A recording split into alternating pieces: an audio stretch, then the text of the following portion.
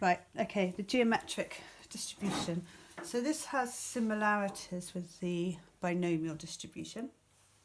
The following conditions must apply. You need to know these.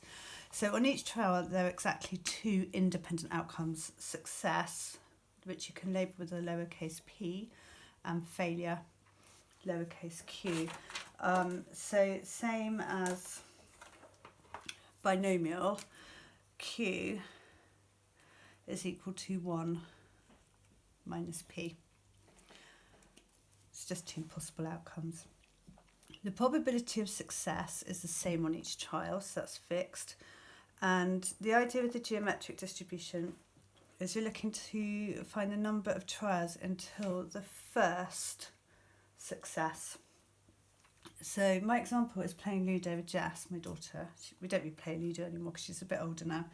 But you need to get a 6 to start when you play Ludo. And when you play my daughter, it's quite hard to get a 6. So same idea, you have a discrete random variable which we label as capital X. So let X be the number of rolls to get a 6. You need number of in here, a bit like Poisson. And then X is geometrically distributed, and the parameter is the probability of success. So for the geometric distribution, X is geometric P. It's just that probability that defines the whole distribution. X is known as a geometric random variable, but it's another case of a discrete random variable. So going through some probabilities. I've written all this up before. You can pause it for your notes, but saving a bit of time. So to find the probability, Jess gets a 6 on her first roll. That's just the probability X equals 1, which is equal to a 6th.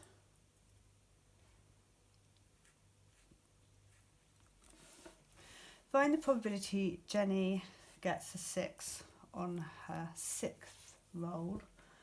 So to find the probability that it takes me 6 rolls to get a 6, it means that I won't have got a 6 5 times. And the probability of not getting a 6 is 5, 6 to the power 5. And then I get a 6 on the 6th roll. I've actually only got this bit down as a decimal, so I'll just give you a decimal answer there. So 0.0670, that's 0.167 as a decimal. Find the probability it takes just at most 3 attempts to roll a 6. So this is the probability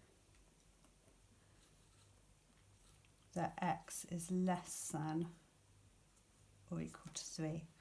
So she could get a 6 on her first roll. She could get a 6 on her second roll. So just showing you this because it's the same sort of idea as you've seen in the other distributions. Or you could get a 6 on your third roll. Do note that the geometric distribution, it starts at 1. So you can't get a 6 on 0 rolls. Whereas we're used to, with Poisson and binomial, X starting at 0. So just be a little bit careful with that. So you could work this out with probability theory. So probability X equals 1 is 6. Probability X equals 2 is 5 6 times 1 6.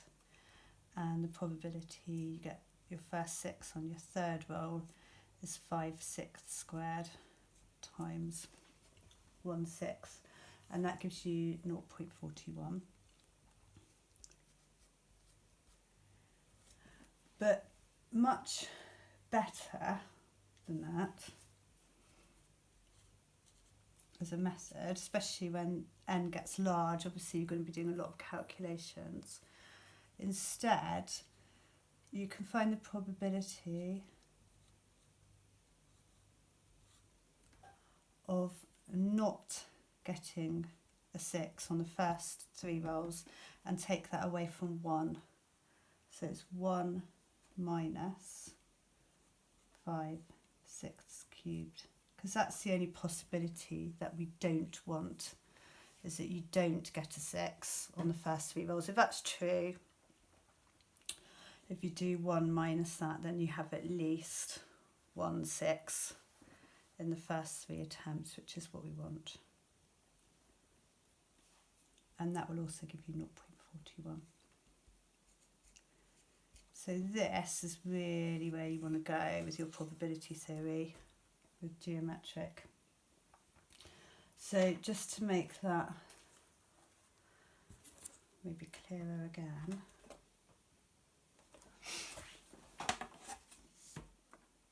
so by the probability it takes Jenny more than 3 attempts to roll a 6. So the probability x is more than 3, excuse me, will be that I don't get a 6 in the first 3 rolls.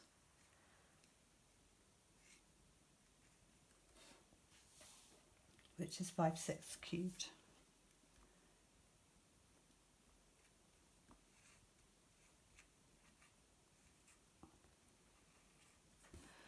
And then from there, the probability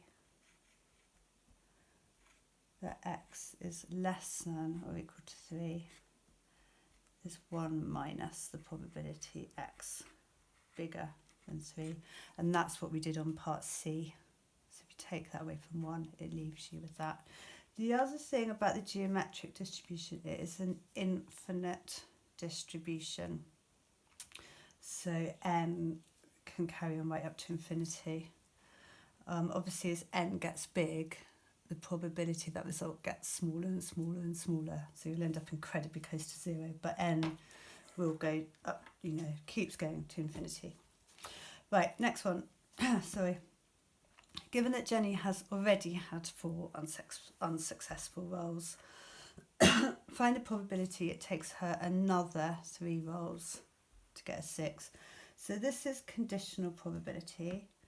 So you want the probability x equals 3 given that, oh no, actually we don't. We want the probability x equals 7 given that x is more than 4.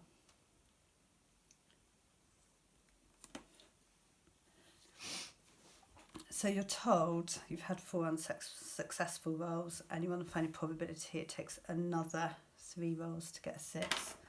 You should be okay with your conditional probability. If you're not, you're going to have to tell me. But you should have done that. You could use a formula for that, but actually you don't need to, because the geometric distribution does not have a memory. So the fact that I've had 4 unsuccessful rolls makes absolutely no difference to the probability at that point in time. So this is just the probability that x is equal to 3, which is 5 6 squared times 1 6. We've done that bit already, and that's 0.116. I don't need to bracket there, you might want to bracket that just to make it clear. So hopefully that bit makes sense, but it doesn't have a memory. That's a real key point there, and just to understand that notation. And then I'm pretty sure on the back of this board, I'm hoping that you can just pause it. This is sort of generalising that example. So if x has the geometric distribution with probability p, the probability x equals r is q to the r minus 1p, for r equals 1, 2, 3, up to infinity. Otherwise, the probability x equals r is 0. Don't worry about that. That's just saying that any other possibilities are impossible for r, essentially. But that's kind of your textbook notation. The probability x is bigger than r is q to the r. So you won't have had a success in the first r trials. And so the probability of getting success where the number of trials is bigger than r will be q to the r. I'm not worried about anything else. And then it sort of follows more naturally from there in a way that the probability x is less than or equal to r is 1 minus q to the r. So you're basically saying the probability of getting at least one success in r trials is 1 minus the probability of getting no successes in r trials. And that's quite a useful probability thing, just generally in maths and further maths, is using the probability of at least 1 is 1 minus the probability x equals 0.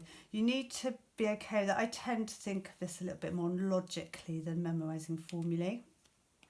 But you can't use your calculator for geometric, and you're not given these in your formula book, so you need to be happy with what's happening there. I'll set you a few questions on that, and then I'll do another video.